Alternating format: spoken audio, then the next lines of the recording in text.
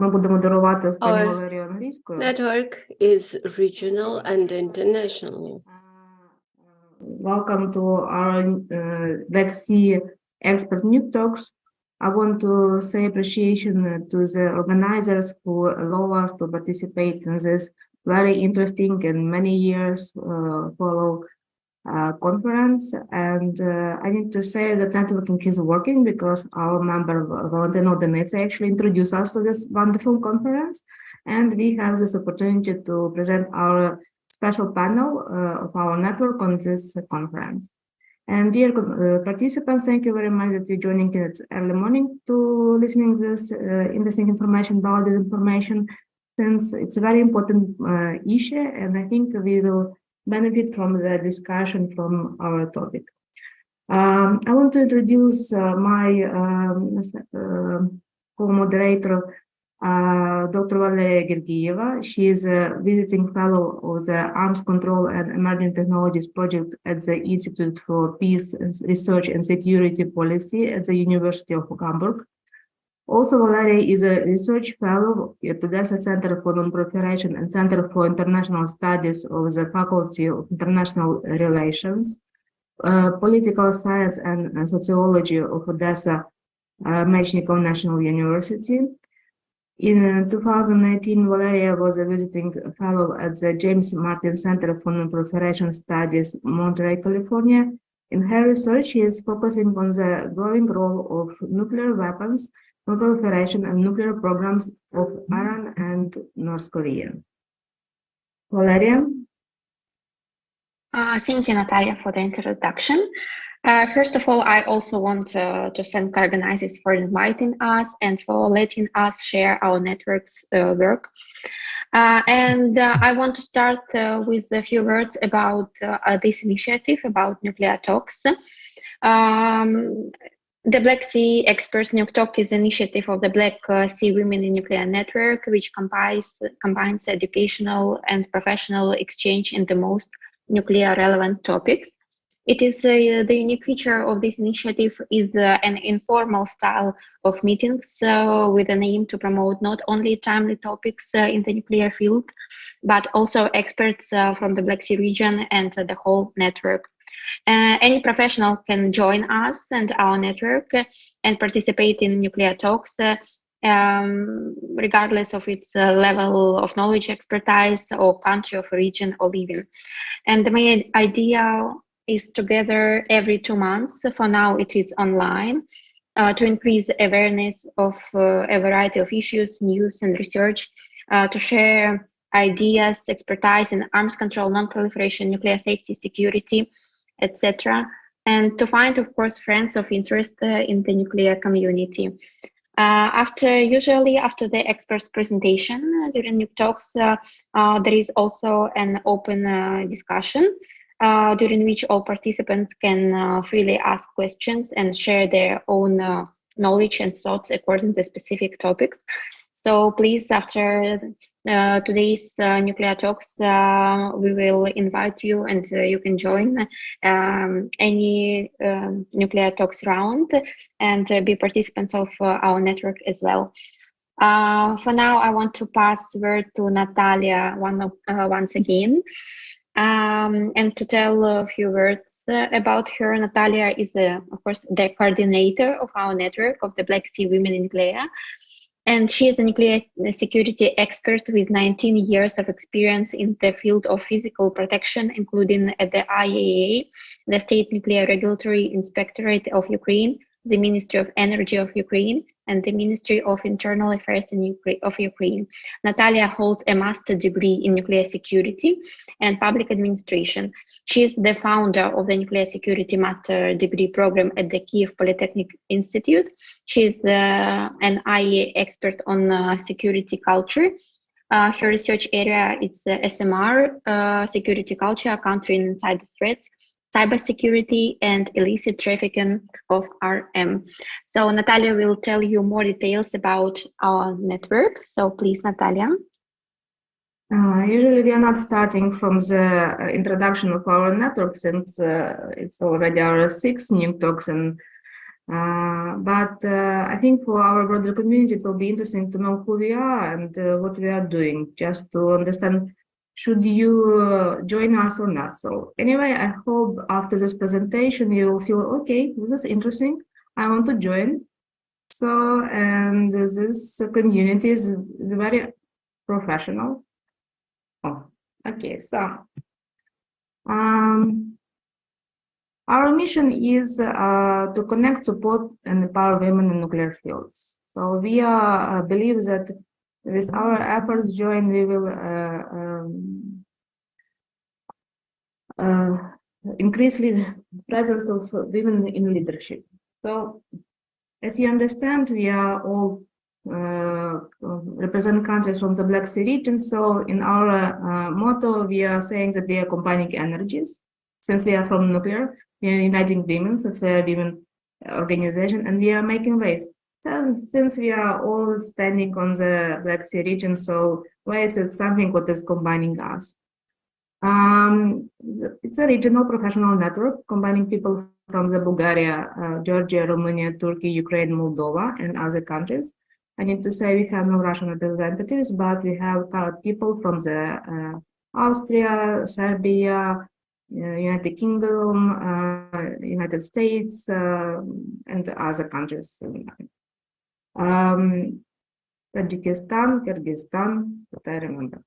So our main areas where we are focusing on our cooperation is nuclear safety, security and safeguard, nuclear non-proliferation, advanced nuclear technology, cyber and security, and gender equity in nuclear field. I think I would, with this identifying of areas, I would propose to Arina maybe to think about include those kind of panels to the next conference to have a broader representative nuclear sector, which I think will be interesting to see the cooperation and how all this work together. So you know already that Valeria told you about our initiative Black Sea Expert New Talks. We are doing this 1 per 2 months, 1 per month, depending on the topic. It is very important to raise this issue right now. So we are focusing and collecting experts to discuss all those initiatives. So we were starting with we will cooperate with Women International Security, with King's College London. We will organize some meetings. Recently, we organized with our partner Eco-Generation, Ecological Critical Infrastructure discussion where we talk about the importance of ecology, and that ecology has no border. I mean, since the war starts in Ukraine, everybody are affected from the consequences. So this is community of the people. So people are supporting each other. So for us in crisis time starts, we established WhatsApp group where we share information about current situation in Ukraine, real information what happened, and how people are feeling. So also we make statements about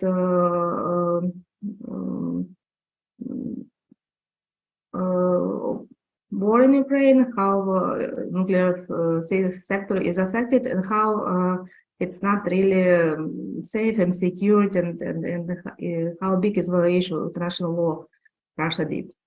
And also we support actually even transferring people when refugees. So you can see here our social activities that we do last year. We support our members with power generators, who is located in Ukraine. It's about 30 people who received very powerful power generators with 50,000 milliamperes. And also we support charity exhibition of kids drawing about what they feel about it. And so recently we have exhibition in European Commission dedicated to the 1 year full scale war 20 into February. So we have very, very professional members. And I think this community as well as like we are very happy to join, because Chernobyl nuclear power plant, explosions on It's something that you hardly can find some experience and expertise, and we are likely to join and combine. We want to sharing our opportunities about in mentorship. You see here proposed topics for the program and areas that you maybe will be interesting to receive some additional knowledge. We have right now about 20 mentors. We are working on individual approach, and this mentorship is actually it's very different timing. It's from 1 month to 1 year, depending what we are talking about. So you can know more about the biological security, Iranian nuclear program, global security and nuclear non-proliferation, Russian nuclear policy and strategic stability. If you want to know more, let us know. We will connect you with our mentors, and you will receive this information. So you're welcome to join and become our member. So as our website, there is a button join us, you push it and fill the form and you are becoming our member. You can follow us on the website, LinkedIn, Facebook, and Twitter, and contact us by email. This presentation will be open for sharing. So if you miss something, you can later on easily join us. And now I want to start with fun part. That I hope during this COVID period we have an opportunity to use different tools that we have, and we want to ask you what do you know about this information. So now is coming instructions. Check.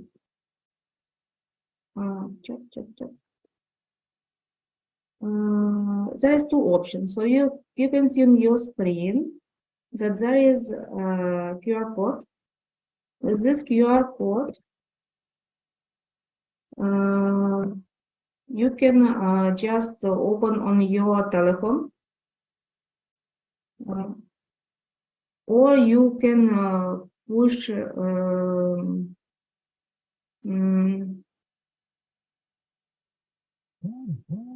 push the button to join to the. Sorry, just I'm trying to send information to the chat, trying to check my phone that I need to open a QR code to follow everything is good, and a little bit not enough hands for this. So easy way, you can use your phone. So just scan QR code. It will be directly send you to the Mentimeter questionnaire. Yeah. And or you pushing a Menticom link, and you need to insert there this voting code 8810 2979. I will wait maybe 1 more minute because Mentimeter is a fun thing in this way that you can see how people are voting. So please let me know, should I open again, but I think it's enough. No, let me, it's a bit longer time. Let me share one more time that you are for sure connected. Mentimeter allows you to see a reaction of the audience immediately. So it's online questionnaire. And everybody can see here what is opinion on some special topics. And this entertainment will be much more personal engagement to the questionnaire. So I think more or less people are connected. So if not, using please our link from the chat. Yeah.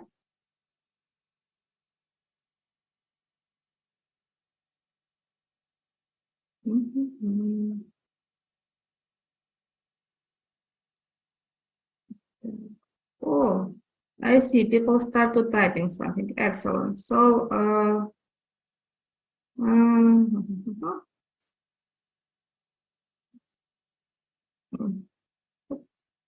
share. Doesn't. Oh. So, we have 53 people in our meeting room in the participant list. I might see that only 13 people have joined to the Mentimeter.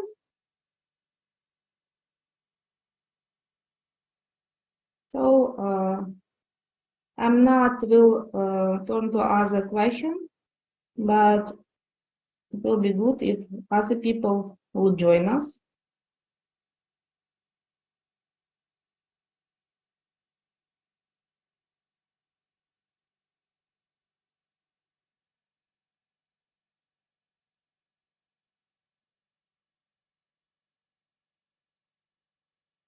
Okay, we have 14 people, so try to answer.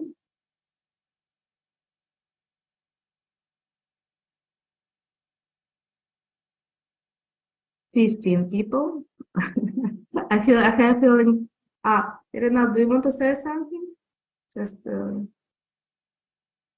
you unmute yourself?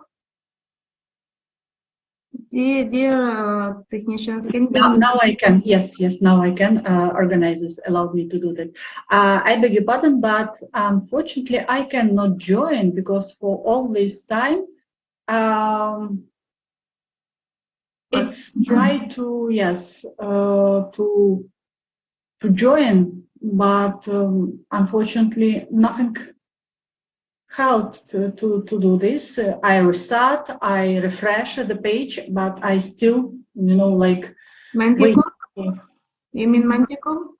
There's when you will open, there will be the first page with countries. Yeah, exactly. And other page will come later on when I will change the slides. I see. So, Okay. So people don't think that you're not connected. So if you type answer, thank you actually for this comment, because sometimes it's not obvious if you're not really have an experience to working with Mentimeter. Next slide will be available when I will change it. So, 94. So if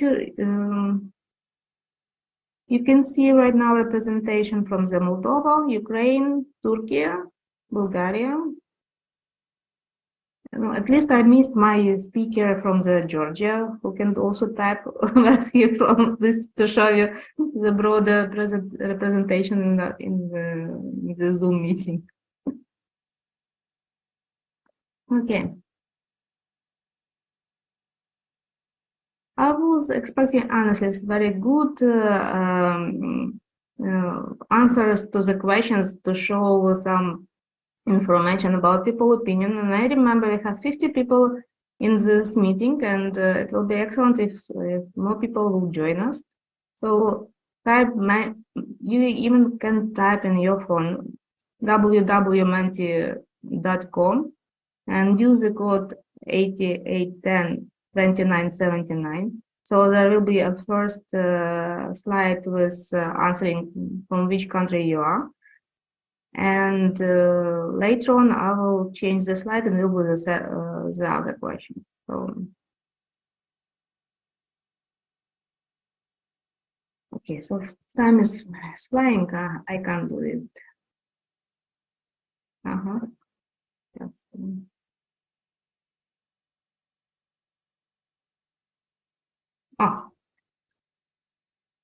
So the next question is, do you have access to reliable sources of information in nuclear field? So we have 19 people who join, and if you join later, you will say, oh, if you missed email,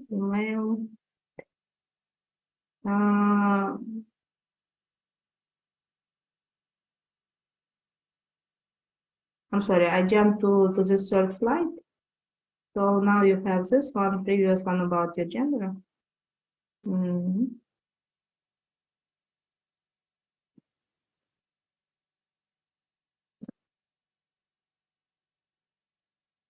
We are talking about disinformation and combating actions with disinformation. The most important part is the source of information.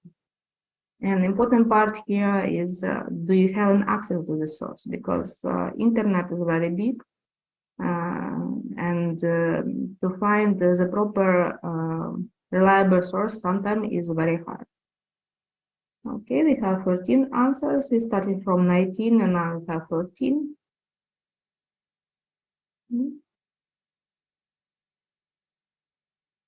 Okay, next slide. So next time, please join the Mentimeter. You see how it's interesting it is.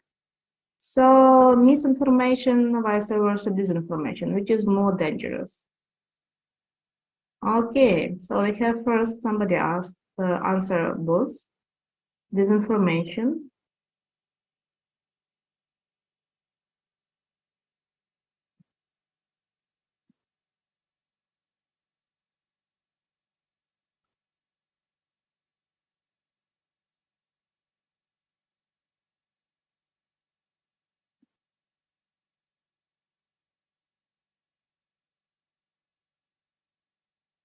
Misinformation, third place, and somebody answered about I don't know, which is also good answer because you literally can know that you are not really familiar with those topics, and I hope during this new talks you will have an answer to understand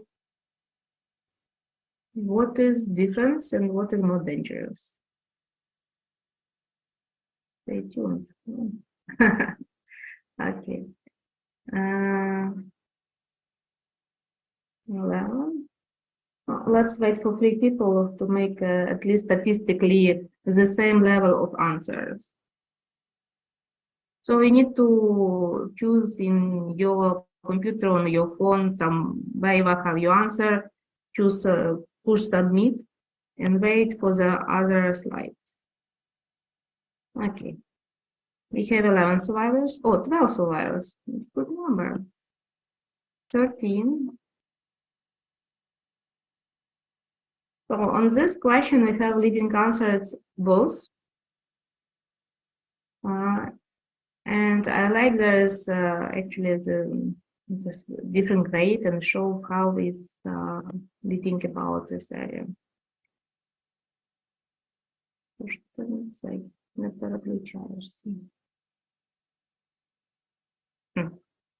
So in your opinion, is nuclear disinformation an exclusively Ukrainian problem?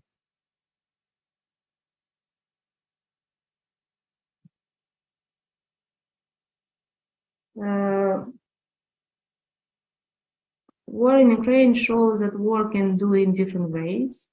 We know this war that it is a hybrid war. And we are, I think through Second World War, there wasn't identified like information war, but with Ukrainian situation, we can see that here is something that we are not expecting, that when internet starts, when sharing information starts, many disinformation has come. It's and many research shows that it's not only in Ukraine, and we can see this answer. So one person think it's yes, it's only exclusively for Ukrainians, and 15 people think no, it's a worldwide problem for everybody. So how do you assess the possibility of Russia using nuclear weapon against Ukraine?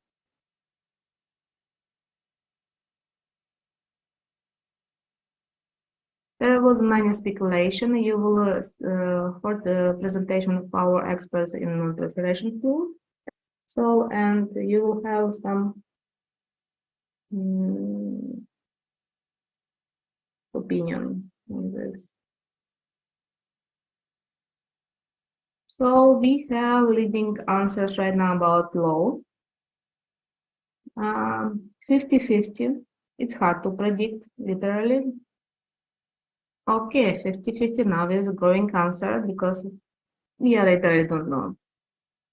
Since Russia is all the time trying to convince everybody they will use it. We have some answers, it's a high possibility and impossible. But in this questionnaire, we have leading or equal, low, and 50-50. Okay. What nuclear disinformation have you faced with? Here you have an opportunity to type words on your computer or on your phone.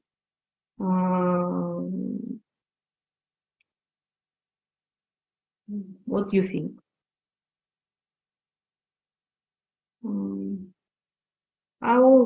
For myself, I will type that Russia says they're coming to do nuclear safety in Ukraine.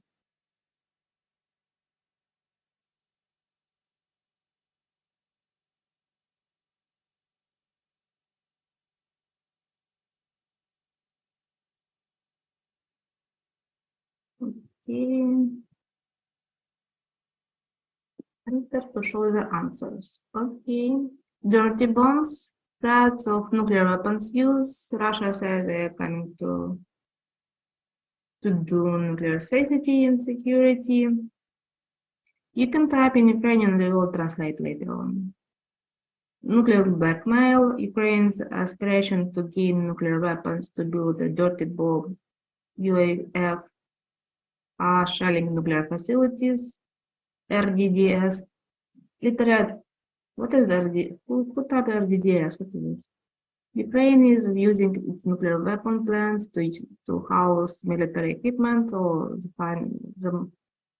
that I really like, I think, the most stupid thing.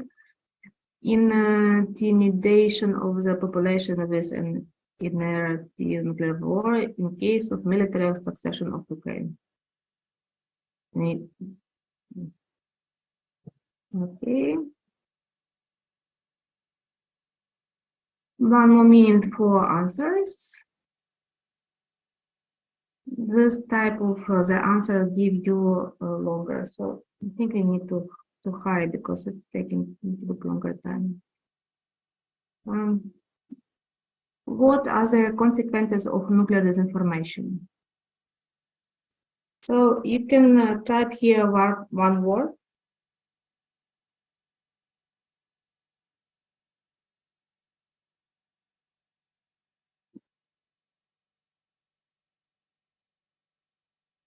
And I think it's the most Ukrainian word used here is a fear. Your opinion, and you see if people think the same, there will be one main word in the middle. So you can see how statistically what is most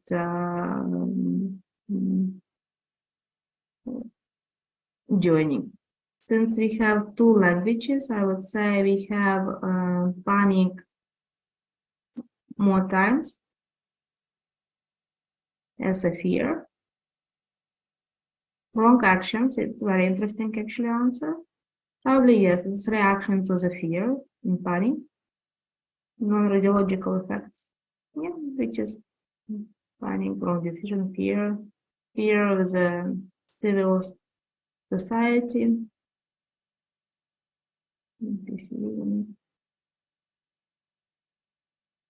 I see people also like this slide because now we have more answers and more people join to the answer. Wrong decisions, wrong answers, actions, I'm sorry. Here, mistrust, also true. Okay. Is it necessary to disprove Russian fakes in the nuclear? Чи потрібно спростовувати фейки Росії в ядерній сфері, так чи ні? Воно само по собі зникне. Можливо, як у Китаї, можете, знаєте, як Китаї кажуть, що можете сидіти біля річки і чекати, поки труп ворога не пропливе мимо. Oh, interesting. Так, цікаво. By itself, somebody believes. Воно само по собі зникне, да, може так, може ні. Але казали про паніку та страх. Як ви оцінюєте рівень ядерної дезінформації в українських ЗМІ? Високий, низький, не знаю.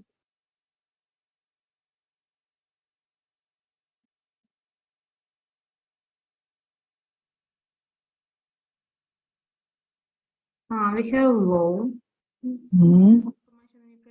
Низький рівень ядерної дезінформації. Люди вірять, що вірять, що воно високе, а можливо, не знаю. Так, у нас тут міжнародна спільнота є, і не всі мають доступ до українських ЗМІ. Чи потрібен єдиний Чорноморський фронт протидії дезінформації? Так, ні, так, занадто складно, не знаю. Що ви думаєте? As we talked from the beginning that disinformation is not only a problem of the Ukraine, many people think.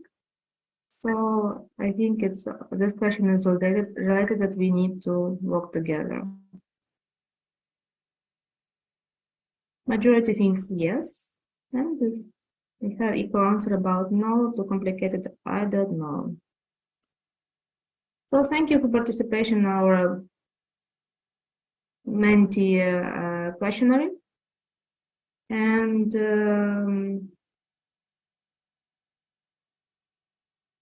I'm now, what? Valeria, should I present? Yes.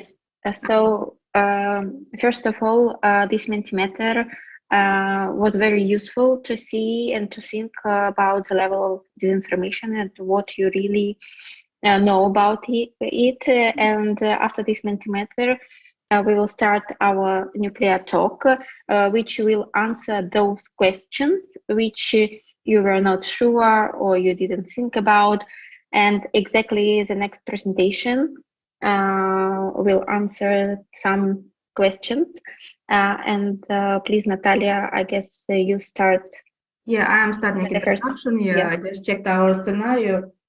So we are starting from Ali Alkis. Now we will have an answer about misinformation, vice versa, disinformation. Ali is a World Institute for Nuclear Security ambassador to Turkey and PhD candidate at the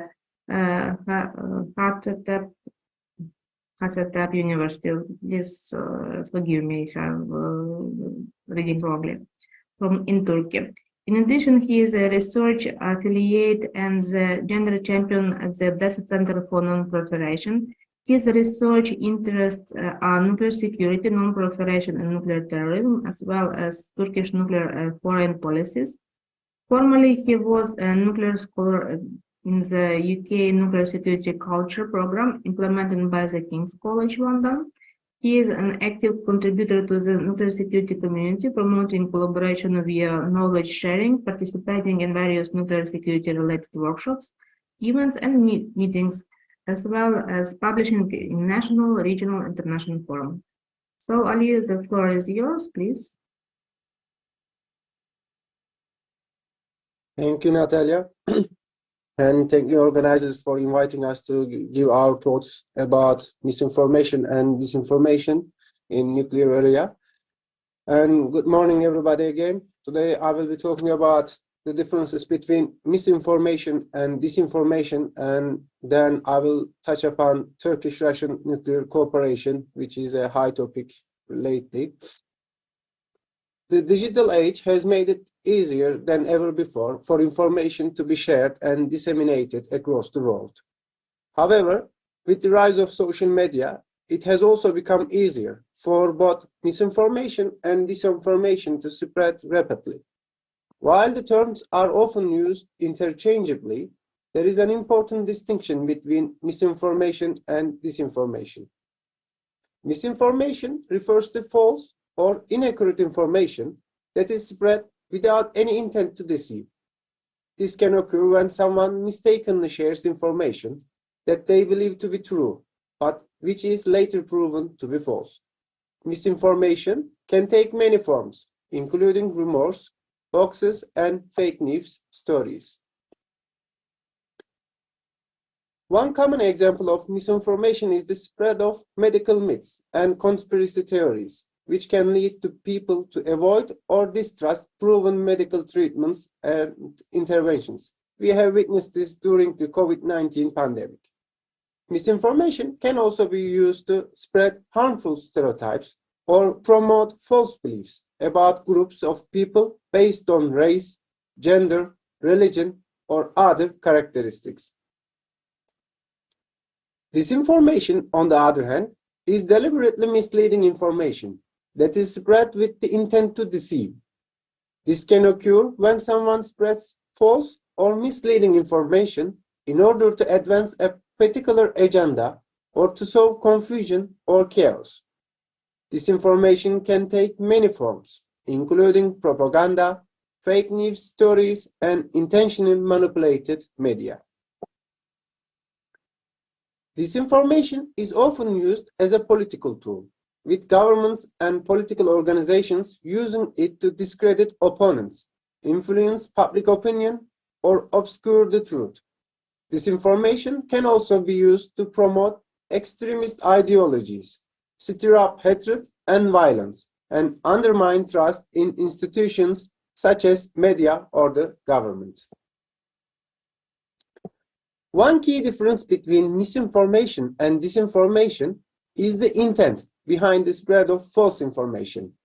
While misinformation is often spread inadvertently or unknowingly, disinformation is spread deliberately and with a specific purpose in mind. This is why we should see disinformation is more dangerous than misinformation, because for disinformation we have a political agenda behind it. The consequences of both misinformation and disinformation can be significant. Misinformation can lead to confusion, harm to public health, and the spread of harmful stereotypes. Disinformation, on the other hand, can lead to political upheaval, violence, and the erosion of trust in institutions and democratic processes. To combat the spread of misinformation and disinformation, it is important for individuals to be critical consumers of information, seeking out credible sources and fact-checking information before sharing it. It is also important for governments and media organizations to take steps to combat spread of false information, including promoting media literacy and investing in fact-checking and verification resources. So in this regard, as citizens, we are responsible for the spread of information, so please check and try to verify the information before you share. In theory, while misinformation and disinformation are often used interchangeably, there is important distinction between the two. As I explained earlier on, misinformation refers to false or inaccurate information that is spread without intent to deceive, while disinformation is deliberately misleading information spread with the intent to deceive. Both can have serious consequences, and it is important for individuals, institutions, and governments to take steps to combat their spread. After making distinction between misinformation and disinformation, now I would like to touch upon Turkish-Russian nuclear cooperation. There have been some information and disinformation regarding this cooperation, such as it started after Russian invasion of Crimea, or Turkey prefers Russian nuclear technology over other suppliers. To clarify this, I will briefly explain Turkish nuclear history and the current deal with Russia. In this context, Ankara's quest for nuclear energy dates back to the late 50s. The motivation for this nearly 6-decade-long journey has been associated with the development of Turkey in terms of economic growth and energy security. More importantly, development of nuclear power has been seen as a symbol of Turkey's modernization. Turkey has certainly modernized over the last 6 decades, but during that time, has failed to develop a working nuclear power reactor for a variety of reasons.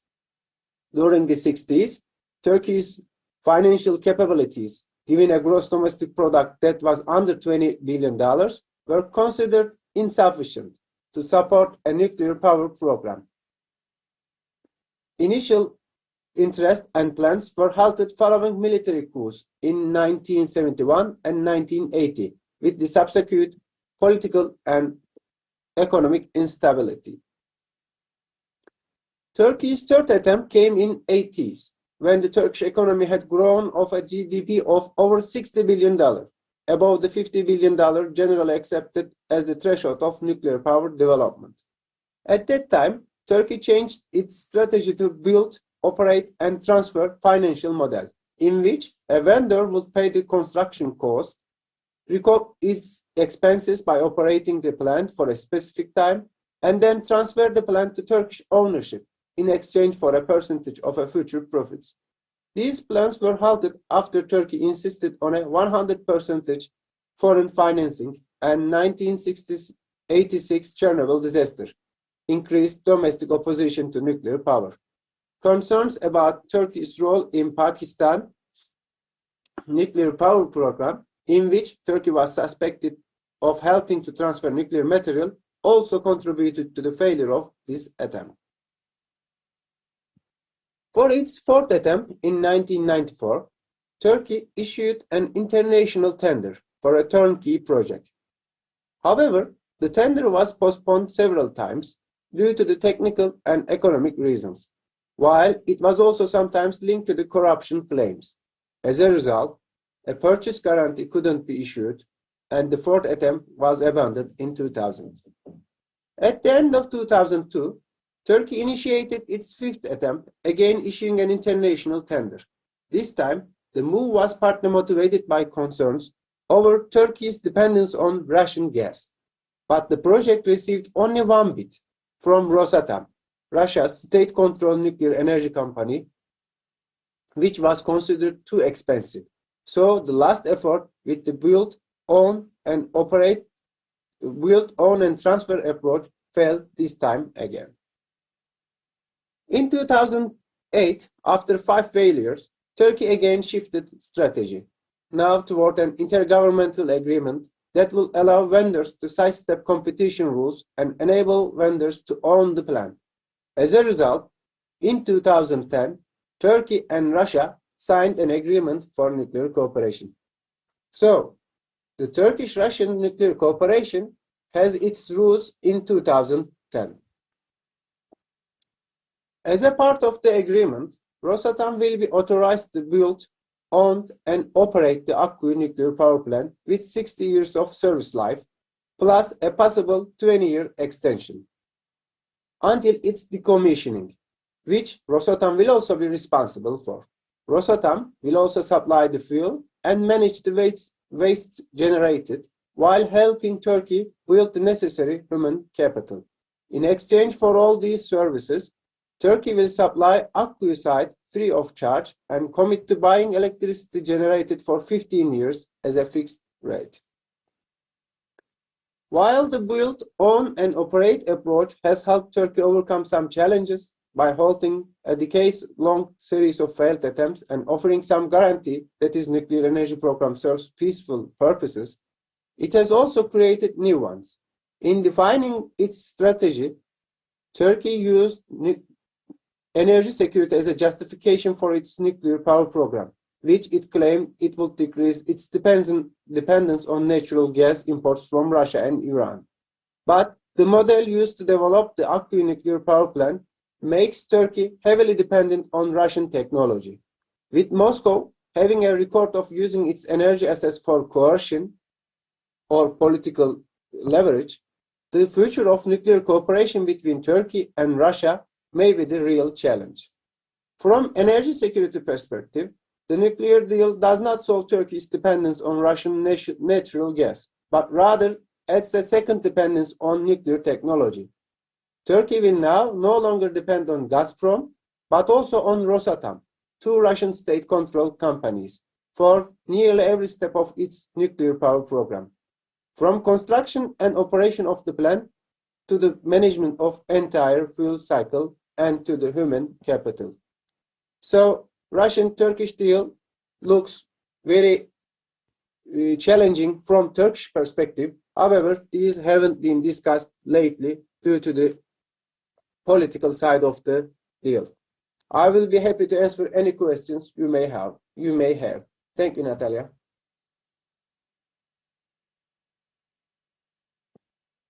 Thank you, Ali, for your presentation. As Valeria says before, all questions will be after presentations, yes?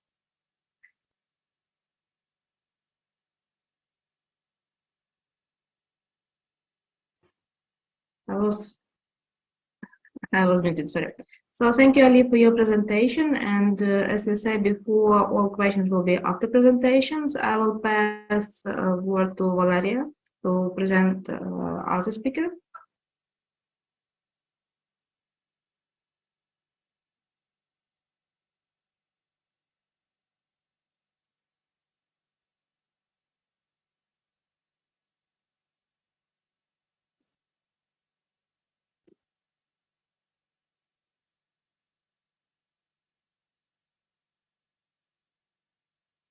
Valeria, you are muted or unmuted?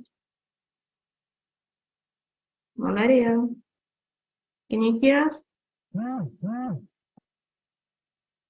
Валерія написала в чаті, що вона не може чути нас. Що вона не чує нас. Valeria wrote that she cannot hear us. Oh, sorry. Now I hear you. I don't know. Maybe something happened here. Okay. I guess it's my turn. Yes, to announce another participant. Yes. So thank you, Ali, for the wonderful presentation. And the next speaker is Dr. Irina Maximenko. She is an associate professor at the Department of International Relations, Faculty of International Relations, Political Science and Sociology at Odessa II Mechnikov National University. Also, she is a senior research fellow at Odessa Center for Non-Proliferation, where she is responsible for Ukrainian and European security issues and the educational dimension of ODCNP activity. Also, Dr. Maximenko holds the position of the affiliate professor at the University of Malta. Since 2001, she has been a research fellow at the Center for International Studies. In 2015, she worked as a senior research associate at Ukraine's National Institute for Strategic Studies. And also, she was a visiting fellow at the James Martin Center for Non-Proliferation Studies in 2019. Dr. Maximenko will talk about Russia's nuclear narratives, case of Ukraine. So please, floor is yours, Irina. Thank you very much, Valeria. And first of all, yes, I would like also to express my deepest gratitude to the organizers for this opportunity. And as we can see during Natalia's led Mentimeter questionnaire, that the piece of information is very, very important. Not only internally, but also externally, because for Ukraine, it's very important to adequately counter any kind of attempts to undermine Ukraine's image, Ukraine's behavior, and Ukraine's many years efforts to be recognized as a reliable partner. And in my presentation, I would like to address one of such kind of issue about Russia's disinformation case in this case, with regard to Ukraine and its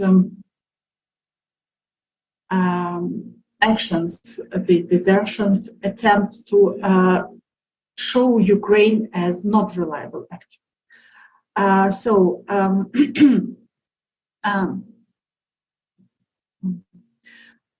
Let me start with the very brief explanation, the structure of my presentation. So I would like to start with a brief description what is narrative and why does state use narratives in their policy. And of course, to proceed to describing exactly which kind of narratives Russia use against Ukraine. And speaking about narratives, I would like to say that in general, narratives is seen as a compelling storyline for interpreting the why, what, and how questions advance through media to achieve desirable resolutions and goals, or to extend the narrative's greater influence. At the same time, we can see that a state in general and Russia in particular use narratives in the international environment, seeking to reshape the international system, influence international actors, pursue national interests, and enhance global posture and legitimacy of its actions. It's very important that these narratives, to be successfully implemented, have to correspond to the knowledge, values, interests, and prejudgments of the target group within the real environment, and not to be exposed by later events and disinformation. And it's rather interesting and it's very important. And for Ukraine, it's like, and for any other countries, it's like a way how to counter Russian disinformation and Russian narratives. But if we are talking about Russia, why Kremlin uses such kind of narratives and any kind of disinformation and propaganda in its policy? First of all, I would like to stress that Kremlin sees disinformation and propaganda as foreign policy tools equal to hard and soft foreign policy tools, and uses these tools to alter the balance in its favor, to destabilize and weaken the public society. And we saw that many people mentioned panic answering the Mentimeter questionnaire. And not only public society, but also to undermine state's authority, the trust to state's authority, mostly by a constant unlearning of the facts, revision and erosion any kind of facts or official statements of countries. And Russia's narratives concerning its war on Ukraine on nuclear issues has been shifted from pure propaganda and historical revisionism to false claims and conspiracy theories aiming to distract, confuse, and mislead public opinion, and also to amplify an atmosphere of fear and danger. And I guess our colleagues from abroad, not only from Ukraine, can share such kind of evidence on this unfortunately successful Russia's narratives and disinformation campaign in their countries. But talking about Ukrainian case, I would like to draw your attention to the following Russia's narratives in its anti-Ukrainian rhetoric. First of all, Russia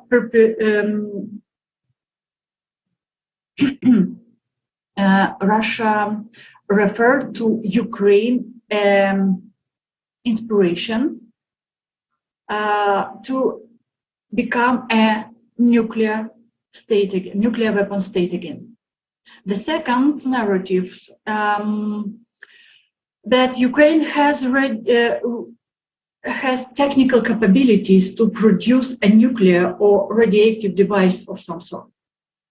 And the third one, I would like to pay attention to it, that Ukraine is benefiting from Western assistance in this regard. So just let's take a look to all these narratives in greater detail.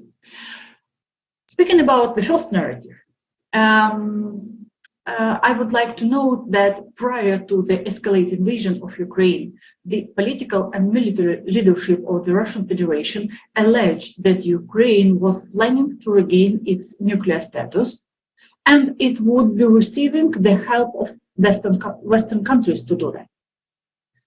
This claim was repeated on the 9th of May 2022 during the Victory Day speech of Vladimir Putin. And he declared there that Russia could not tolerate Ukraine becoming a nuclear state in its near abroad. And Russia was forced to take steps to prevent it. These narratives is based on extracting some quotes from Ukrainian leaders' speeches or interviews, who have repeatedly expressed dissatisfaction and disappointment with the Budapest Memorandum on Security Assurances. And to do this, to extract just piece of quotes, Russia is aiming to give its allegation a patina of legitimacy. For instance, Kremlin referred to President Zelensky's speech at the 2022 Munich Security Conference. Then Ukrainian president expressed concerns that Ukraine has given up its nuclear weapons for nothing, as the security guarantees received from the other countries, including Russia, might have never materialized. And of course, Russian media published headlines misinterpreting these words in a way as if Ukraine had threatened the world with nuclear weapons. These false accusations have been repeatedly refused by Ukraine and the Western countries, partners of Ukraine, and other international organizations as well. Nevertheless, Moscow continued to disseminate this narrative to Russian and international audience. Essentially, this should be regarded as one of numerous forms of Russia disinformation that are designed to justify its unprovoked invasion of Ukraine and maintain domestic and international support for its illegal military operation. Proceeding to the next narrative, it also worth to be noted that this narrative is related to Russian military and intelligence representative statements that Ukraine currently has or can quickly regain the technical capabilities to create a weapons of mass destruction. And if not a nuclear bomb, then at least a radiological bomb. In this case, we can mention the Russian Minister of Defense, Sergei Shoigu, who listed the argument on how Ukraine could acquire such capabilities quickly, especially if it had extensive Western aid. The next one after Shoigu, just I guess in 2 weeks or even less, Sergei Naryshkin, the director of the Foreign Intelligence Service of Russia, also claimed to have evidence of Ukrainian efforts to build nuclear weapons. And to note, this narrative is not new, as Russian officials actively discuss the same allegation since 2014.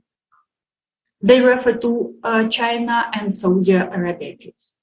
They published some articles in journals and other media outlets, of course, discussing But at the same time, it's very funny that all these publications, or some of these publications, they contained very contradictional statements of Russia's officials.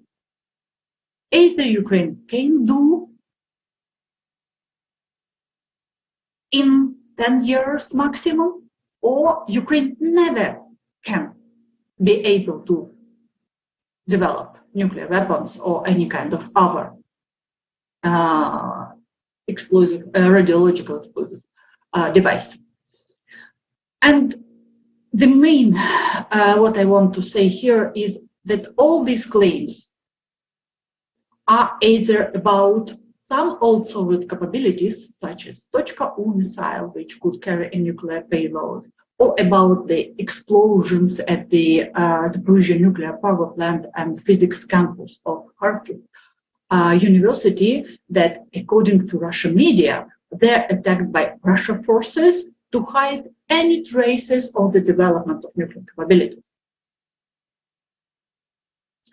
On the contrary, multiple credible sources revealed that the Russian military was responsible for the attack on the Zaporizhzhia nuclear power plant, not Ukrainian one.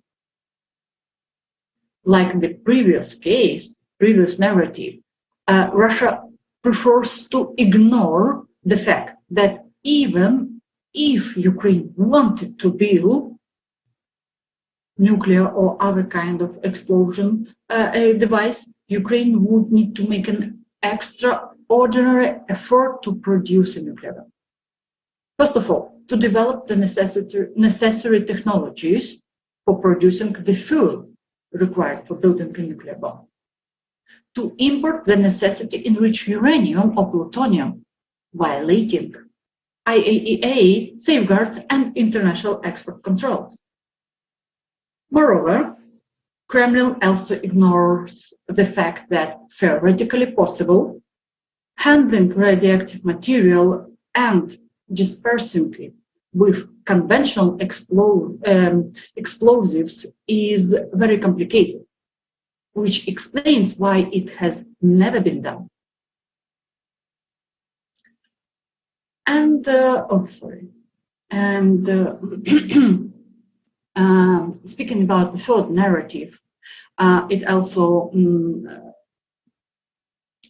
is closely related with two previous ones, but it's obvious.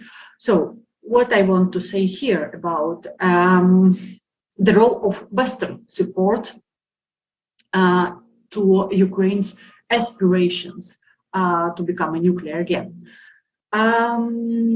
Russia's narrative on Ukraine built a nuclear or a radiological weapon to target Russia include a reference to external support, yes. So, or Ukraine can do by itself, or the West will support. But Kremlin states that the West, both politically and financially, incentivize Ukraine to develop nuclear weapons as a means to threaten Russia. Yes, for Ukrainians, it's totally absurd. But unfortunately for international audience, it can work, and we have to pay attention to that.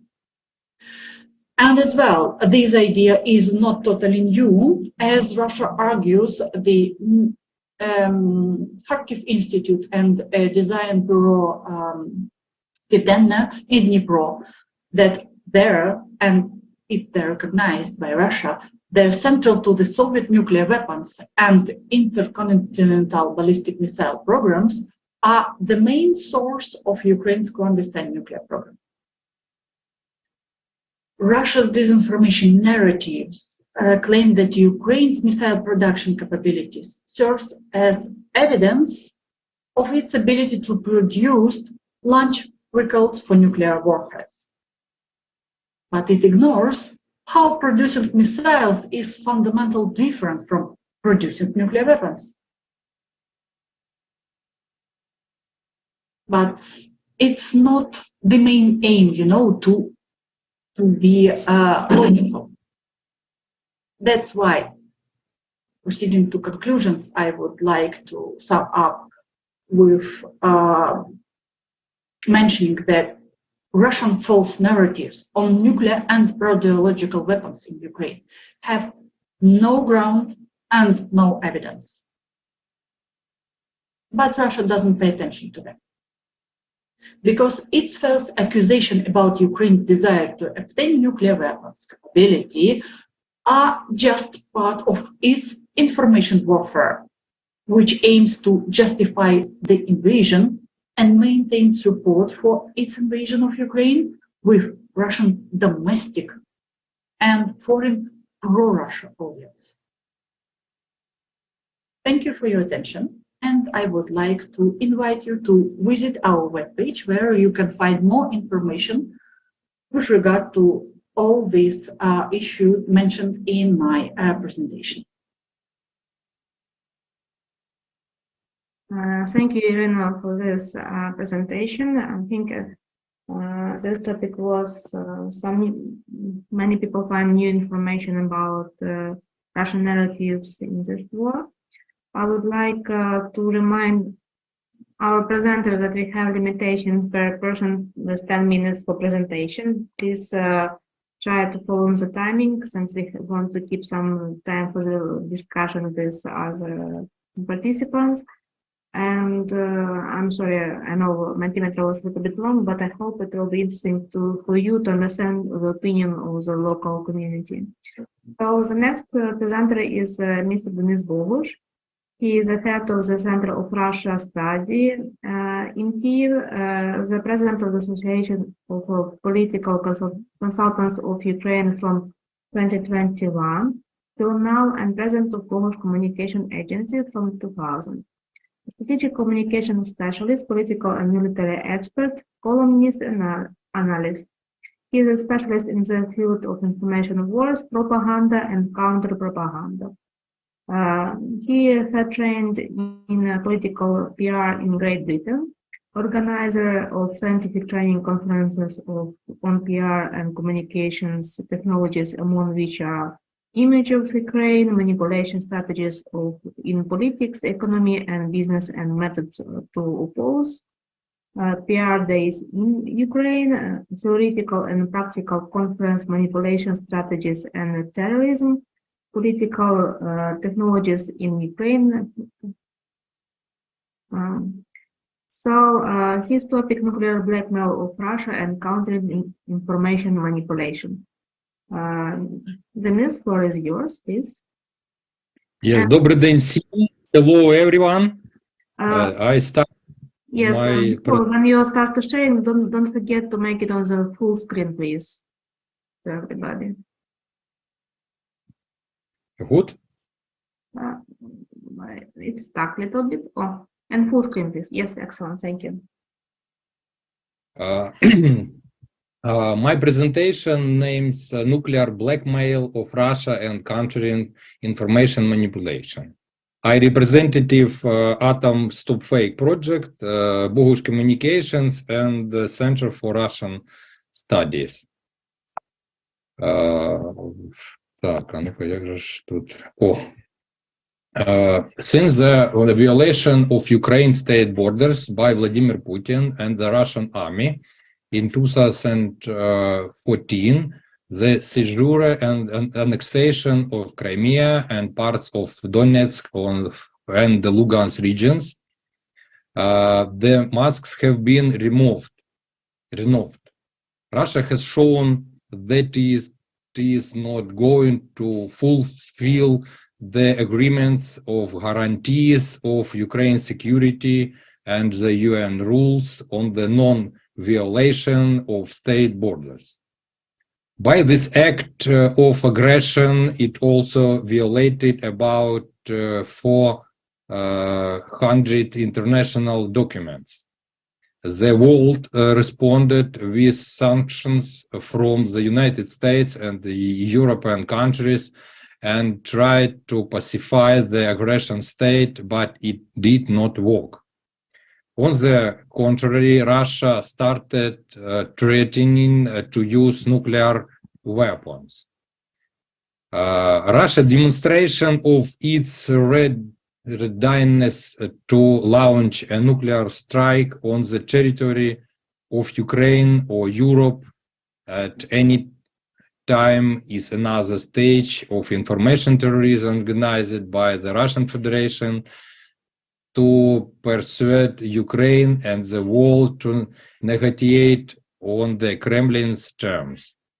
Outright nuclear blackmail has become one of the central tools of Russian foreign policy. Thus, Russia has deployed nuclear blackmail as a multi-level and total in the information space and international politics. The Kremlin in stepping up its nuclear blackmail, which has completely moved into the information sphere. Almost every day, Russian propaganda generated news such as Moscow has begun preparing bomb shelters in case of nuclear war, or the Russian submarine Poseidon with the weapon of the apocalypse has disappeared from the radar. We are moving tactical nuclear weapons to Belarus, and so on. Russian central TV channels began to make statements by journalist Dmitry Kiselyov on March 2014 in the broadcast of Vesti Nedeli, who wanted to neutralize the USA into nuclear ashes. Also, the deputy of the State Duma of the Russian Federation, Vladimir Zhirinovsky, now died, and the director of the Carnegie Moscow Center, Dmitry threatening with nuclear weapons.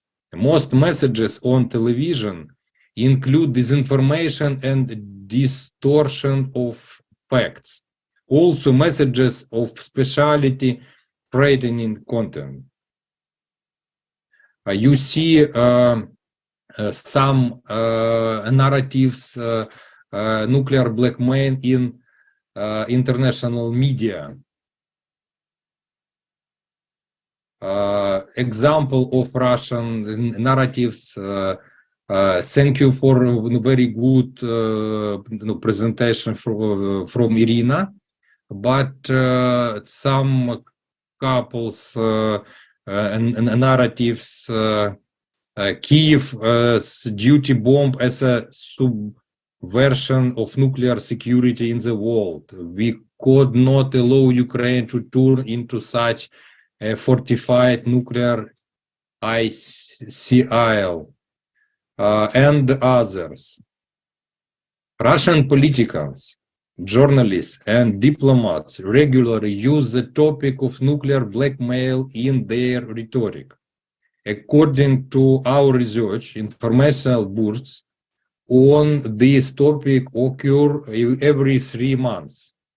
That is, a statement comes out from a famous Russian person, and then various media pick up this topic and spread it around the world. Accordingly, the governments of various countries and security organizations react to this information. How to respond and how to identify fakes. The civilized world must respond to these signals. This concerns the global security of the whole world. We need to carefully consider these information messages and distinguish between fakes and real preparations for nuclear war. In this context, we founded the Atom Stop Fake project. You see some words about this project. Goal: identification and analysis of source and channels of disinformation in the nuclear sphere in Ukraine. Creation of a platform for combating disinformation and formation of strategic communication with civil society and the media by debunking fakes, and providing reliable information. Target groups: opinion leaders, bloggers, journalists of national and international media, specialized institutions and experts in the field of nuclear and analytical research, national nuclear operator, active audience among Ukrainian citizens. The projects plan to explain the work in the website www.atomstopfake.org in Ukrainian and English, which will serve as a source of verified data on Ukraine's compliance with the non-proliferation regime and create simple and clear channels of communication for civil society, journalists, and media with the expert community. We are open for cooperation and suggestions. Founders of this project: Natalia Kloss, Irina Cherednichenko, and me, Denis Bogush. No, thank you for your attention. I think I prepare 10 minutes. Вот так. Yes. Yes. Oh. Yes. Thank you, Denis, for such a great presentation. First of all, it was very precise, but with a lot of crucial information. Thank you. If you have questions to any of our speakers, please leave them on chat. We will have a discussion after all presentations. And the next speaker, it's my pleasure to announce him. It's Gogita Gvedelashvili. He is a deputy director at the Georgian Center for Strategy and Development. He was awarded a Silver Shield of the Ministry of Foreign Affairs of Georgia for contributing Georgia's European integration process. He has a master's degree in public policy administration and is a certified trainer on strategic communications. Also, he's an expert on foreign policy with 10 years experience of working on Georgia's European and Euro-Atlantic integration. Gogita has a strong ground in security field and countering hybrid threats. And he will present the topic, Russian malign information operations, case of Georgia. So the floor is yours, Gogita. Thank you, Valeria, very much. I would like to welcome everyone. It's my pleasure and privilege to be a part of this very important discussion. I will try to briefly review the Russian malign information operations in Georgia and analyze country context, together with providing some challenges and focusing on countering measures as well. So, as the famous American politician Joseph Nye said, in the information age, it's not only whose army wins, but it also whose story wins. So definitely we are an information war as well. And that's why it's so important to effectively identify and counter the hostile narratives. So, of course, more than any other country at this moment, Ukraine is targeted by Russian military aggression and disinformation and propaganda. And my colleagues had a very interesting and very meaningful presentations. And I really see the many similarities how Russia weaponized information and use it to gain influence on public opinion and policy-making process in Georgia and in many Eastern Partnership countries, and not only. So since 2008, Georgia-Russia war, and after the occupation of the 20% of our country, Georgia has been the front line of this Russian hybrid threats and information operations. So based on number of researchers, the Russian disinformation and propaganda aims to undermine democratic values, to endure the trust in state institutions and undercut our country's ambitions of European and Euro-Atlantic integration, which is already, by the way, stated in Georgia's constitution. So there is a whole area of tools of Russia's malign behavior represented in Georgia, and on the other hand, starting from cyber plots to the whole army of disinformation agents here on the ground. So after Russia's invasion of the territory of Ukraine in 2022, various disinformation campaigns, including on nuclear security, related to the biological, radiological issues has been very actively disseminated in social and traditional media as well in Georgia.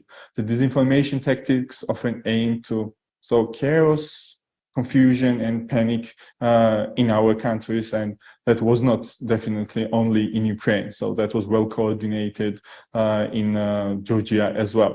So in Georgia's public has a very high degree of solidarity toward Ukraine. That's why I believe that was one of the reasons why we also face a lot of lot of disinformation about Ukraine in Georgia as well. So mainly the analysis of information environment demonstrate that the main disinformation narratives in Georgia related to Ukraine are focused on the one hand against the government of Ukraine and state officials. On the other hand, it is against the West in general. The largest share of disinformation against the West was related to biological laboratories, emphasizing the threat of testing biological weapons in the US-funded laboratories in Ukraine and in Georgia.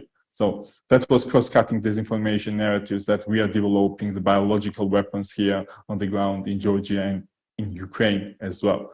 So also the blaming the West for starting the war in Ukraine and in Georgia, aiming to solve this conflict through military escalation. So not Russia was aggressor, but the West has supported our countries to start the war. Overall, in order to conduct information operations and propaganda, the Kremlin uses a wide range of communication channels.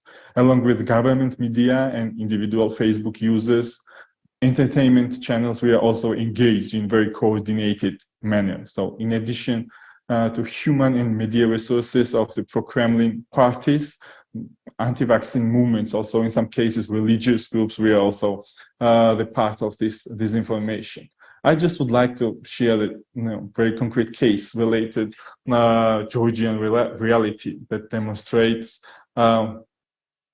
well-coordinated and very comprehensive disinformation campaigns. Maybe you have also heard about the Lugar laboratory, which was a part of interest as they demonstrate how the long-term disinformation campaigns can acquire a new dimension in times of the crisis, especially during the COVID-19 crisis. So Lugar Lab was established here in Georgia with the support of the US, and its mission is to support detection of infection, disease, and improve epidemiological research and surveillance.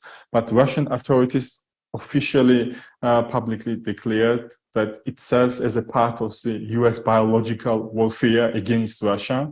And Russia state media Sputnik even developed separate section of website titled that the Lugar scandal was targeting ethnic Russians, and that was also for a while during long period of time well coordinated and highly covered. I just would like to say very specific disinformation messages that has been spread about the Lugar Lab and in connection with the Ukraine as well. So one of the which was recently published was related that the Lugar Lab as well as laboratories of Ukraine experiments are carried out on bats carrying various diseases. So that was a couple of months ago. That was very actively spread in Georgia, that Georgian laboratories and Ukrainian laboratories are conducting some biological weapons within the support of the EU and the United States. So a couple of months ago, again, Russian ruling party member went so far that he suggested that chemical nerve agent like Novichok, probably you all heard about that Moscow is accused of using against its critics, are produced in Georgian labs within the support of the United States. So Novichok is Georgian based on the Russian sources, which was officially stated by the Ministry of Defense as well. I'm not talking about the trolls and bots in the social media. I'm talking official institutions and high-level public servants in Russia who are stating such kind of disinformation and propaganda.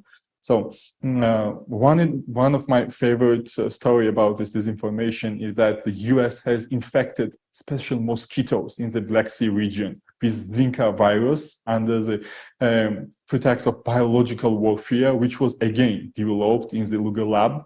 And we have special mosquitoes targeting Russian genetics. So you can imagine that in Georgia, we are so advanced in this regard. So this former chief of sanitary inspection, so Gennady Onyshenko, was openly stating this story a couple of months ago. And again, at the United Nations Security Council meeting, Russia presented and pressed against sensationalist biowarfare allegations against Georgia and US, particularly targeting again the Luga lab. So Igor Kirillov, the chief of Russian Radiological, Chemical and Biological Protection Force, reiterated that the African swine fever has been spread from Georgia to Russia and to whole Europe. The same has been claimed against the Ukraine as well a little bit later. So this list is very, very long, I guess, and especially during the coronavirus time, this was also openly stated from the Foreign Affairs of Russia that the coronavirus was developed here in Georgia in the Luga lab, and even Sputnik Ossetia, which is one of the occupied regions of Georgia, mentioned that, claiming that the EU monitoring mission here in Georgia is collecting biological materials near the South Ossetia border for the Luga lab and to achieve genocide of the South Ossetian citizens. So Ukrainians, you are not alone. So a lot of mess and wide disinformation narratives are targeting, considering that we are not having any nuclear power plants here in Georgia and we are not having any chemical capacities or biological capacities and many others. So this is a common challenge. And additionally, just I want to mention the cyber attacks we are experiencing from the Russia, because Russia uses its military and security service assets to influence the physical domain of Georgia's information environment in order to share the cognitive domain of the Georgian population and the government. And increasingly, we have a couple of years ago, 2 years ago, Georgia had an experience that based on the cyber attacks that was conducted from Russia, more than 2,000 Georgian governmental and media and NGO websites were crashed. And another major cyber attack was also carried out against the Luga lab. Some authentic and some facilitated documents were uploaded on foreign websites, including in Ukrainian web pages, to confuse and to distract the society. So this is definitely the common challenge. And despite the complex challenges in the information environment, the public support in Georgia for joining the European Union and NATO is mainly consistent across political affiliations and age groups. A recent opinion survey conducted by International Republican Institute, which was conducted last week, demonstrated that around 89% of Georgians want to join the EU and 80% support NATO membership, which is historic high numbers for Georgia. And that is very, very important, because during this time when we see this disinformation, propaganda, different waves and the well-coordinated campaigns, we are very proud to have so high support to European and Euro-Atlantic integration. So overall, those comprehensive threats and extremely crowded information environment once again demonstrate that to build the resilience of society and to win the battle of the narratives is vitally important. And I believe the whole of society approach, my colleagues has been mentioning about countering disinformation and using strategic communication. That's why I also would like to highlight that there's a pressing need for the more coordination and engaging the relevant state and not non-state actors, because none of the state resources will be enough to counter so comprehensive communication campaign. That's why I believe that engagement of civil society, media, academia is very important to develop ability to counteract well-organized information campaigns. And in the end, I believe the best practice demonstrated for is developing and organizing well-coordinated strategic communication skills and knowledge in our countries, because we see that without developing powerful narratives, without having a proactive communication, it will be very challenging to counter this disinformation, because only just monitoring and fact-checking is one important step, but we need to move forward, because if we only counter the disinformation, we will always be step behind, and that's why I believe we need to become more proactive in this regard. And I will stop here and will be glad to answer any questions. Thank you very much once again. Thank you, Gurgita. This Georgian perspective is very important to see how all the disinformation is spreading around the Black Sea region, and thank you for bringing to this discussion CBRN activities, since it's very important to understand that not only nuclear affected, but also is chemical and biological sphere is very interesting. I also like this story about mosquitoes, to be honest, but I think it should be all combining, because even if I think it's not, it's impossible, doesn't mean that people are not believing this. So we are turning to our last speaker from Bulgaria. This is Slava Spasova. She has been an IAEA legal expert since 2016. Yes. Yes. It just goes very loud noise. In this capacity, she had the opportunity to assist IAEA member states in different regions of the world in establishing and amending the national legal framework for the peaceful, safe, and secure use of nuclear applications. Besides the IAEA legislative assistance missions, Slava had the privilege to contribute to IAEA Integrated Nuclear Security Support Plan missions and the IAEA International Physical Protection Advisory Service missions, where I actually met with Desi. Yes, in 2019. Yes. She is also a lecturer in International and National Legal Framework Regulation Nuclear Security at the University of National and World Economy Sofia, which is a home institution for nuclear security program, actually international one. So Desi, please, floor is yours. Thank you, Natalia. So good morning all. It's a pleasure for me to be part of this discussion panel focused on nuclear misinformation in the Black Sea region. I have chosen the title of my speech to be Information Matters, the Bulgarian Perspective, because being a last speaker, I would like to share with you not only how the Bulgarian media covers here the war between Ukraine and Russia and the attacks against the biggest nuclear power plant in Europe, but also I would like to speak a little bit about the importance of the information in the nuclear field. And last but not least, I would like to conclude this presentation's part of the panel with a good practice that was established in Bulgaria some years ago in the energy sector, a good practice that relates exactly how we could facilitate an open and knowledge-based discussion in the energy sector by basically educating the media and involving them. So communication with public on technical and complex matters as nuclear energy has been recognized as a very challenging task. And I'm certain that all of you have heard from friends, colleagues, not in the nuclear field, of course, but colleagues at work that Chernobyl, the accident at the nuclear power plant in Chernobyl, has led to the death of millions of people.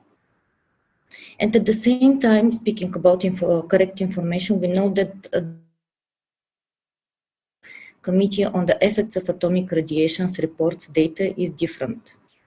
So communicating with public about radiation is challenging, but at the same time, if the communication during a nuclear or radiological emergency has not been done properly and effectively, the trust in the governments could be lost. The people support in nuclear energy for civil purposes could be decreased. And last but not least, as we also saw from the Mentimeter, we could create panic in the society, and that's very dangerous. As I said, communication with public about radiation is challenging, we all know that, but the attacks at the Zaporizhzhia nuclear power plant make the communication with the public even a more challenging, difficult task. Because before this military conflict, we know that a nuclear power plant for civil purposes has never been attacked during an armed conflict.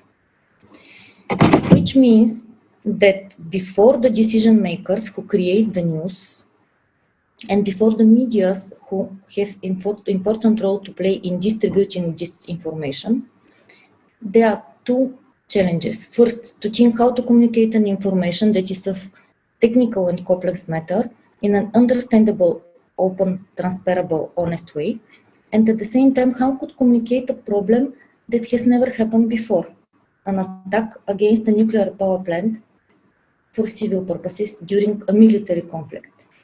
So now to the way the Bulgarian media covers the situation. Here I'm glad to share that the most popular and recognizable, trustable Bulgarian media, televisions and newspapers, they strive to cover the situation in Ukraine and in particular the attacks in a relatively objective way, giving actually the views of both sides in the conflict. Basically when you go to the news in Bulgaria, to these most popular televisions and newspapers, what you see is that they will say that the representatives of Ukraine, they said this about the attack, and then the representatives of Russia, they said that, and then which personally I think it's a very correct approach. Most of these Bulgarian media, at the end, they refer to the statements of the Director General of the International Atomic Energy Agency, Rafael Grossi, and also to the reports that were produced by the IAEA in this regard. In other words, at least when it comes to the main media in Bulgaria, one could not really feel attempts of disinformation. Here, just two facts for your information, speaking about the coverage of the situation by the Bulgarian media. I would share two more things. So first, please be aware that a recent study about the public trust in the media in Bulgaria shows that more or less 50% only of the people trust the Bulgarian media. Okay, that's important because this is the communication channel. And second, this I will tell you from personal experience. When I talk to friends, to my even family members, I see that even if the piece of news is presented in a relatively objective way, each of them tends to interpret, the news in the way he or she wants, according to his or her own beliefs, because everybody has chosen a side already. So I'm very glad to have heard that actually the difference between misinformation and disinformation has been discussed already by my colleagues, starting with the presentation of Ali. It's important. Personally, I believe that whether we speak about misinformation or disinformation in nuclear field, it's equally dangerous, because at the end of the day, you form in the public that has no knowledge in this technical and complex field a kind of an opinion which could be very inadequate and untrue, and which could influence actually the future of nuclear energy for civil purposes, not only in Ukraine, but also, in the neighboring countries. And at the beginning of my speech, I told you that I would like to conclude with a good story, with a positive one. So some years ago in Bulgaria, 13 years ago, we witnessed a huge interest towards the development of renewable sources, and in particular solar power plants. And what actually happened, the investors were very active, not only Bulgarian local investors, but also foreign companies. The legislator, the people in the parliament, they were also trying quickly to put in place an adequate and effective legal framework to govern these relations. But the biggest problem actually came exactly from the media, because the media at that time was distributing very untrue messages, actually creating in the public a kind of a very wrong perception. For instance, that the solar power plants at night emit light, and by this disturb the flying of the birds around. So how this problem was tackled? By a series of very short seminars to which the representatives of the media were invited. And these representatives of the media were just educated in these simple basic things, you know, when it comes to the development and operation of a solar power plant, and, you know, the risks that are involved, you know, with the operation of such power plant. And then two positive effects came out of these brief seminars. First, it was seen immediately after that the journalists started writing articles in a more correct way, you know, because they were already a little bit more knowledgeable about the matter. And second, maybe even more importantly, the media started communicating with the experts that were actually involved in the organization of these seminars. When they were asked, for instance, to prepare news, you know, a reportage, article, or whatever, they started calling the experts in order to check whether the information they were asked to convey was true or not from a technical point of view.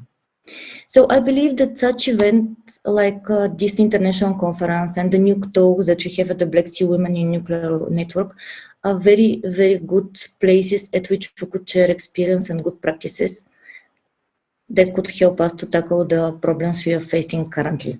So thank you for your attention, and I will be happy to answer questions if there are any. Thank you, Natalia.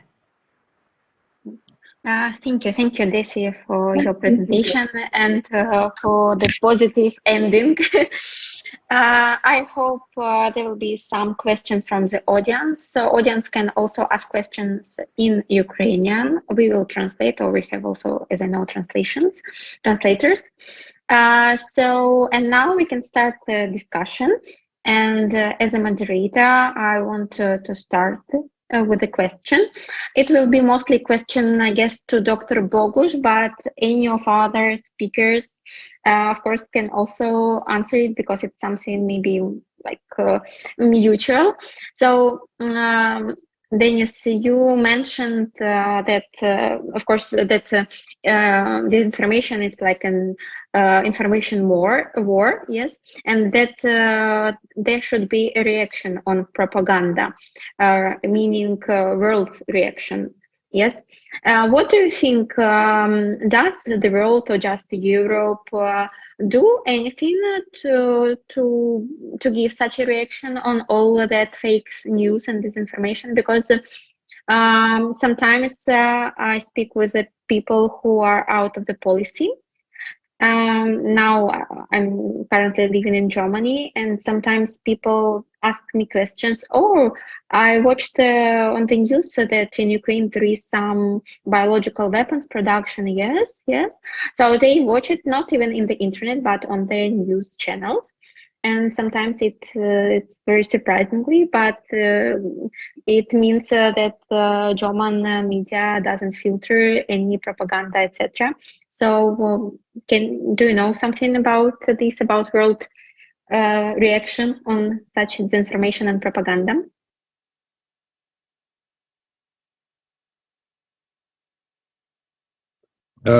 Так, звук в мене є. I try in Ukrainian, please. But, no, this is for comfortable. Значить, з приводу того, що... Talking about what is disinformation and how to react to it. First, we need to react. What Ukraine did, Ukraine in 2014 prohibited 15 Russian TV channels and 600 Russian websites. Russian news.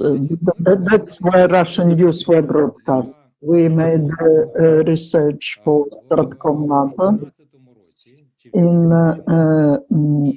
2017 or 18, and we analyzed all the Russian propaganda during a year, we analyzed everything that was happening.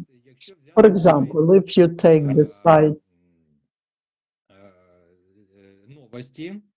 Новости, ria.ru, on this website, during the day, there are about 700 pieces of news. Out of the 700, 250 were about Ukraine.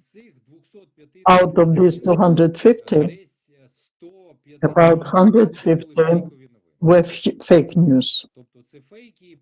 These are fakes, and they are so crazy that it was very difficult. If you create an anti-fake system, then we can talk about 3-5 fakes. Like in the presentation, we can say that this is a lie, and we can show that that's different. Giving examples. So this should be quite a systemic work. All countries of the world did not understand the fact that Russian propaganda influences them so seriously. And that is why in every country, in every hotel of the world, there are minimum 2-3 Russian TV channels, which in Russian talk about this crazy thing. Talking about Russia Today, that's a channel which broadcasts in English, in German, in Arabic, in Japanese, different languages in different countries. I know many people. I know that even some of the congressmen of the US watch Russia Today. The Trump supporters watch this TV and they told these narratives. Even Europe could not understand what a threat it is. They didn't understand that there's a war going on in the information sphere, that Russia is using this information sphere as a battlefield, and they attack. Like we heard in Georgia, in Ukraine, in Europe, in different countries, there are different narratives which impact differently, and they talk about different things. So, in order to counteract such a propaganda, we need to have a systemic approach. I believe at the level of the UN, different organizations, big organizations, we need to recognize that this is a threat. If the countries of the world say that that is the threat, then something could be done. If the countries of the world still do not understand that this is the threat, we can do nothing. We can organize such conferences, we can discuss these things, and gradually they will form the opinion in different countries. 2 more words. If you ask me this, we have a methodology according to which we understand and we can separate this propaganda and the propaganda narratives that go to people who do not read books, and there are majority of such people in the world. These are one type of messages. For intelligent people, these are different messages, and intelligent people, when they watch this disinformation, they do not understand how people perceive it. But we need to understand that for people who do not read books, that's a huge flow of information. And for them, we need to organize anti-measures, countermeasures. We need to do that for these people at like show, like comics, in TikTok, some short videos, for people keep thinking, keep type thinking. For people who read books, we need to give some reasonable narratives, to organize conferences, round tables. This should be a systemic work in the whole of the world. At the level of Ukraine, we understood it, because for us it's the issue of life and death. At the level of the world, I believe that's something for the future. Thank you. and how to move. But I will tell you that sometimes I talk to people who believe with the Russian news, but they're intelligent, they read books, and that is what scares. But maybe these are mostly people who were happy in times of the Soviet Union, but they do believe, but they're intelligent, they read books, and sometimes I believe that Russian Federation is very successful in one thing, and that is in disinformation. No, I just want to raise the issue about the filter that we are also suffering in, because everybody, we are living in our own bubbles of information. And the problem with what Valeria raised with Germany, for example, yeah, that you say here, actually, I read somewhere that the United Nations identify as a threat information war. But there is no systematic approach how to combating it, as you say. But I mean, like, each person, we are all living in our own informational bubble. So if I'm a nuclear security expert, I'm reading everything about nuclear security field and internet, using these filters that I was identifying my interest to give me more information about this. If I'm truly believe in some conspiracy theory and looking for this conspiracy theory in internet, I will receive more conspiracy theories. I will start to believe stronger, and my bubble to be bigger, but the same information. So, Dennis, what do you think? How to start to be beyond of this information bubble? And I would like to ask other speakers how this information bubble exists in your countries too.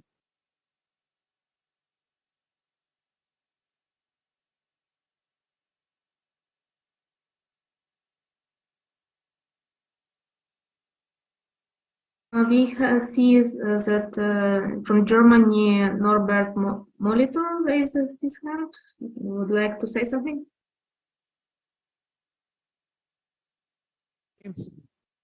Do you hear me now?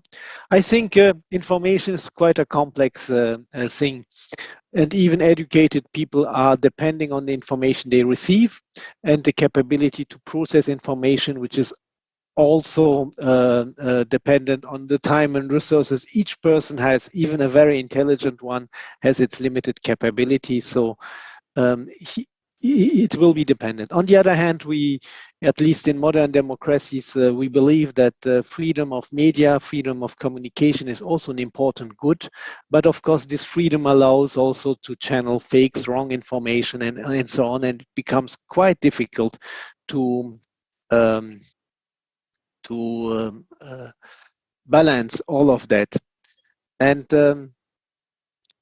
on this said, I think it is a good thing what, for example, our Bulgarian colleague has said, that by briefing, at least those who are the repeaters, the responders, or the multipliers of information, gets a minimum level of understanding, better understanding, and knowledgeability as a baseline. Another important thing is that yes, we have to live in our bubbles. We have no other chance. Yeah, we have to do our work, our daily work, but there must be also just the reflex that there is another point of view, and there might be also malicious point of view or even action to distort or provide wrong information, because there is really an intention for that. Yeah, and now in Ukraine we have war situation where, of course, the intention is, I think a colleague has said, it's about life and death. Yeah, so it is really an existential fight, and there it becomes even more important.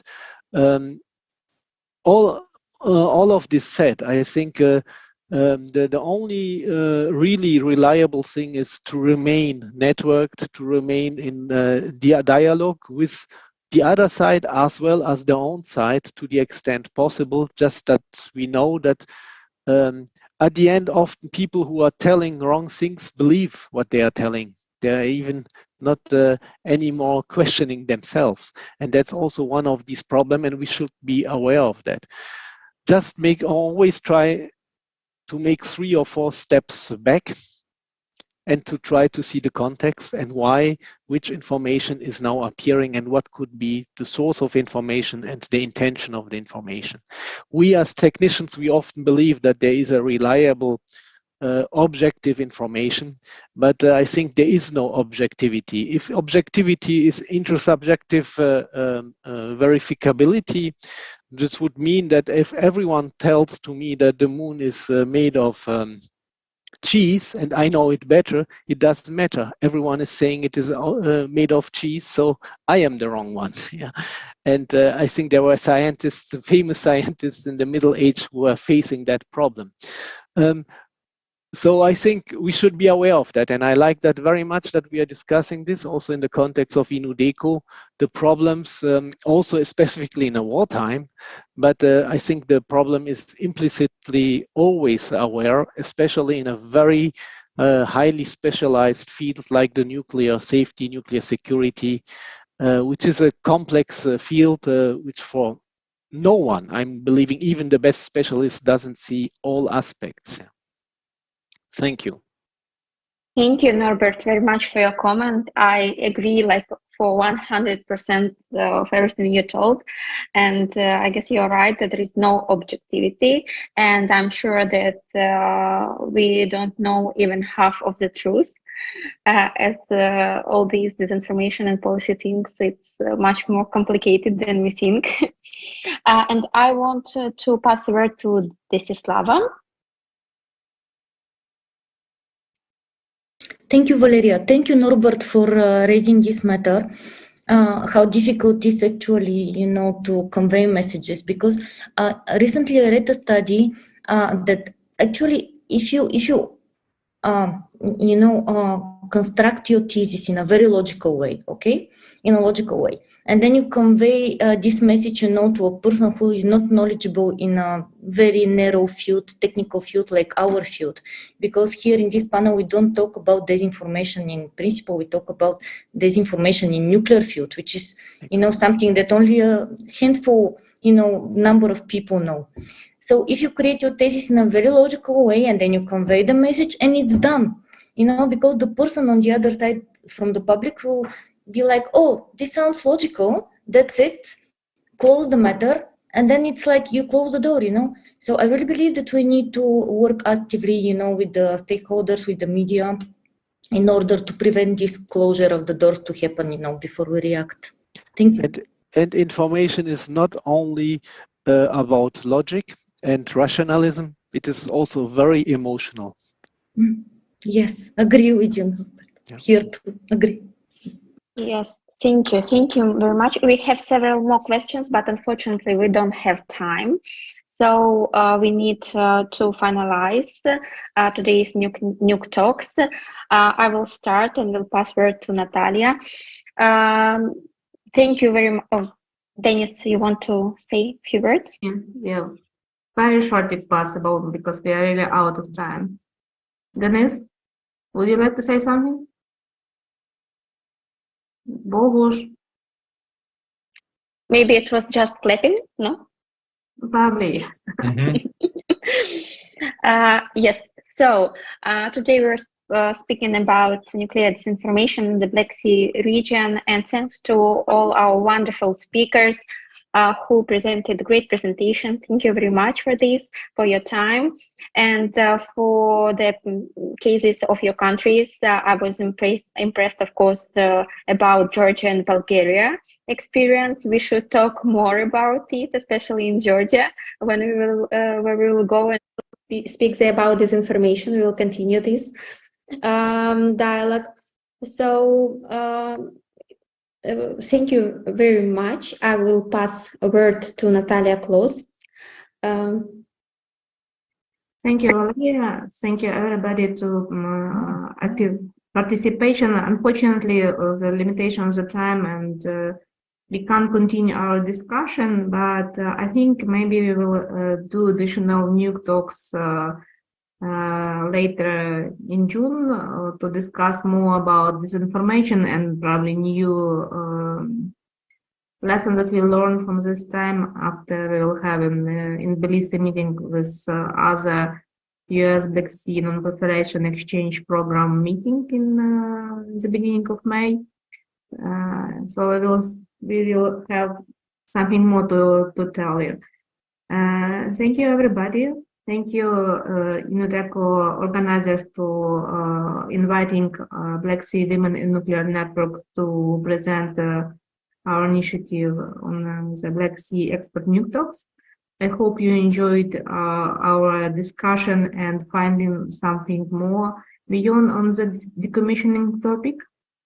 And I'm encouraging to include more session about nuclear security, non-proliferation areas, just to show the more connections in the nuclear field and invite a broader community of nuclear experts into this conference. And later on, you will receive all our presentation for sharing, and there will be our presentation about who we are, Black Sea Women Nuclear Network. So take this opportunity and join us. We are welcoming everybody and hope to cooperate with you in the future. Thank you for your attention.